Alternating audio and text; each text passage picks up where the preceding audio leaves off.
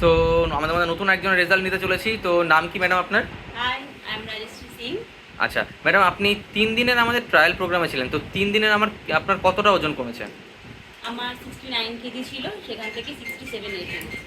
মাত্র 3 দিনে 69 থেকে 67? খুবই অবিশ্বাস্য। হ্যাঁ হ্যাঁ, আমার কাছেও খুবই অবিশ্বাস্য লেগেছে জিনিসটা। হ্যাঁ।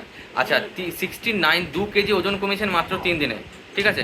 এবার আপনার বলুন, 3 দিনে যে 2 কেজি ওজন কমিয়েছেন, সাথে আপনি শারীরিক আগের থেকে কেমন ফিল করছেন শরীরের দিক থেকে? আগে যেমন কাজ করতে ভীষণ হাঁপিয়ে পড়তাম, সেইটা আর হচ্ছে না।